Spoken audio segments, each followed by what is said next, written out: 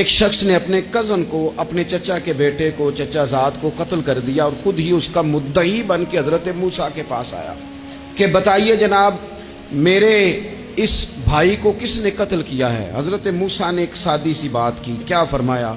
وَإِذْ قَالَ مُوسَىٰ لِقَوْمِهِ إِنَّ اللَّهَ يَأْمُرُكُمْ أَن تَذْبَحُوا بَقَرَةً۔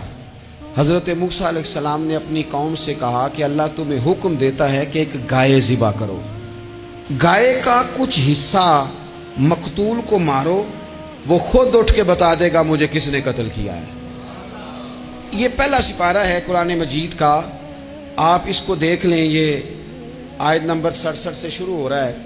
تو اب وہ چونکہ ذبح کرنا نہیں چاہ رہا تھا، اس کو پتا تھا کہ مجرم تو میں خود ہوں، وہ ذبح چونکہ کرنا نہیں چاہ رہا تھا، اس سے کہا کہ مارو ایک حصہ گائے کا، اس کو تو یہ اٹھ کے بتا دے گا۔ تو اس نے جواب کیا دیا؟ قالوا اتتخذون ہزوا، یعنی لگا آپ میرے ساتھ مذاق کرتے ہیں، کبھی ایسا بھی ہوا ہے؟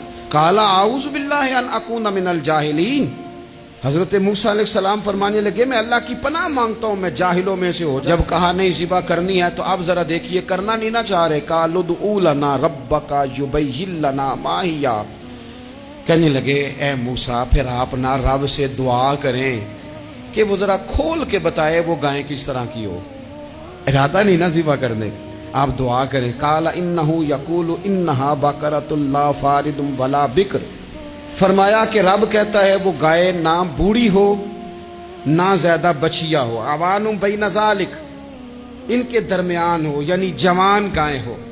فافعلوا ما تؤمرون، کرو جس کا تمہیں حکم دیا جا رہا ہے۔ قالوا ادع لنا ربک یبین لنا ما لونھا، لو اگلی بات سن لو، کہنے لگے آپ دعا کریں رب سے کہ وہ کھول کے بتائے اس کا رنگ کس طرح کا ہو، رنگ بتائیں کس طرح کا ہو۔ قال انہ یقول انہا بقرۃ صفراء، فرمایا رب فرماتا ہے کہ صفراء رنگ کی ہو، یعنی گہرے زرد رنگ کی ہو، یہ رب فرماتا ہے اس طرح کی گائے ذبح کرو۔ فاقع لونھا تسر الناظرین، اور جب کوئی اسے دیکھے تو اسے اچھا بھی لگے، آنکھوں کو اچھی لگے وہ گائے، اس طرح کی گائیں ذبح کرو۔ لو اتنی باتیں بتا دی۔ قالوا ادع لنا ربک یبین لنا ما ہی، کہنے لگے نہیں آپ پھر دعا کریں اللہ ذرا کھول کے بتائے گائیں کس طرح کی ہو۔ ان البقرہ تشابہ علینا، ہمیں ذرا گائیں پر شبہ پڑ گیا ہے کس طرح کی ذبح کرنی چاہیے۔ وَإِنَّا انشاءاللہ لمہتدون، اگر اللہ نے چاہا تو ضرور ہم ہدایت پا جائیں گے۔ پھر اللہ تعالیٰ نے فرمایا کہ قال انہ یقول انہا بقرۃ لا ذلول تثیر الارض، گائیں اس طرح کی ہو کہ وہ کبھی کھیتی میں نہ چلائی گئی ہو، یعنی اس کو کبھی کام نہ اس سے لیا گیا ہو۔ بیل کو لوگ لگاتے تھے نا، جو کام آج ٹریکٹر سے لیا جاتا ہے وہ گائے بیل سے لیا جاتا تھا، تو وہ کھیتی باڑی کے کام نہ اس کو لگایا گیا ہو۔ ولا تسقی الحرث، اور نہ اس سے پانی نکالا گیا ہو، نہ کھیت چلانے ہل چلانے میں لگائی گئی ہو، اور وہ جو کنواں ہوتا تھا جس کے گرد گائیں گھومتی تھی، تو کہا وہ بھی کام اس نے نہ کیا ہو گائے نے۔ مسلمۃ لا شیۃ فیہا، وہ ہر عیب سے پاک ہونی چاہیے۔ قالوا الآن جئت بالحق، اب کہنے لگے اب آپ صحیح بات لے کے آئے، اب سوال ختم ہو گئے نا، کہنے لگے اب آپ بات فذبحوہا، انہوں نے ذبح کر دی۔ وما کادوا یفعلون، پر ایسا کرتے نظر آتے، لگتا نہیں تھا کریں گے ذبح پر ذبح۔ اچھا یہ گائیں پھر ملی کیسے؟ امام خازن کہتے ہیں کہ ایک نیک آدمی تھا، تو اس کا آخری وقت آ گیا تو اس کے پاس جو کل جمع پونجی تھی وہ ایک بچیا تھی، گائیں کی بچی، بچیا ویڑی، اس کے پاس وہ ایک بچیا تھی صرف۔ تو اس نے اس طرح کیا کہ اس کی گردن پر ایک مہر لگائی، اللہ کے نام پر بطور امانت اس نے اس کو جنگل میں چھوڑا، کہا یا اللہ میرا بیٹا ایک ہی ہے وہ بھی چھوٹا ہے، اس کی حفاظت کرنا اور میرے بیٹے کو پہنچا دینا۔ بچہ بالغ ہو گیا، اس کی ماں نے کہا بیٹا جو امانتیں رب کے پاس رکھوائی جائیں نا ان میں خیانتیں نہیں ہوا کرتی، جا جا کے جنگل میں آواز دے تیری گائے واپس آ جائے گی۔ اس نے جا کے جنگل میں آواز دی کہ وہ جو میرے باپ نے امانت رکھوائی تھی وہ کدھر ہے؟ وہ نشان لگی ہوئی گائیں دوڑتی ہوئی اس کے پاس آئی۔ واللہ خیر الرازقین، جب رب بندوبست کرے، جب اللہ بندوبست کرے تو پھر معاملہ اور ہوتا ہے۔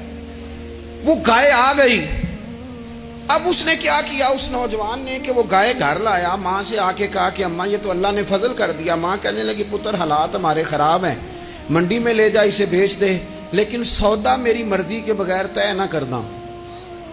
کس کی مرضی کے بغیر؟ کس کی؟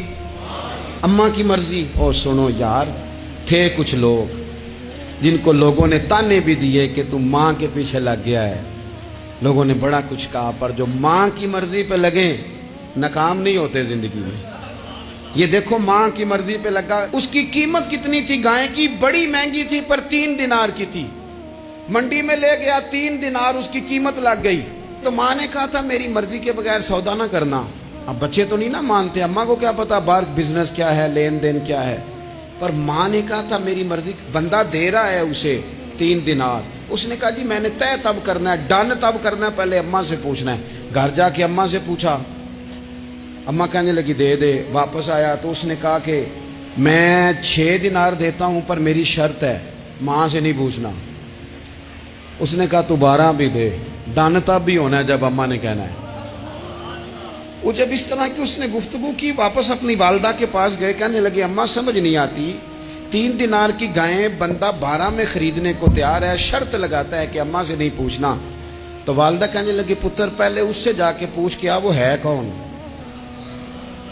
یہ کوئی روحانی معاملہ ہے، کوئی غیبی مدد ہے، پوچھ۔ اس سے جا کے پوچھا تو وہ کہنے لگا میں تو فرشتہ ہوں اللہ کا، تو نے گائیں بیچنی نہیں، اس لیے کہ تیرا باپ بھی نیک ہے، تیری ماں بھی نیک ہے، رب تیرے رزق میں برکت پیدا فرمانا چاہتا ہے۔ ماں باپ نیک ہونا رزق میں برکت ہو جاتی ہے۔ ماں باپ نیک ہوں، ان کی صالحیت کا اثر پہنچتا ہے بچوں تک۔ رزق حلال کما کے لانے والے ہوں تو گھر میں برکت ہوتی ہے۔ جا کے کہا کہ تیرے ماں باپ نیک تھے، اسے نہ بیچنا گائے کو، تو کیا کریں؟ کہنے لگے بنی اسرائیل والے سوال کر کر کے خود مشکل میں آ گئے۔ اب وہ ایسی گائے جو جوان بھی ہو، یہاں تو ہر غریب آدمی اپنی گائیں یہاں لگا دیتا ہے، کھیتی باڑی میں یہاں لگا دیتا ہے، کنویں میں پانی نکالنے میں تو یہاں تو ہر ایک کی گائیں، تو ایسی گائیں جس کا رنگ بھی اتنا پیارا ہو، زیادہ بوڑھی زیادہ بچی بھی نہ ہو، اور ابھی تک کھیت میں بھی نہ لگی ہو، وہ سوائے تیرے کہیں نہیں ہے۔ اس نے کہا چل پھر مہربانی کر بتا میں کتنے کو دوں گائیں، اگر وہ آ جائیں تو کتنے کو بیچنی ہے؟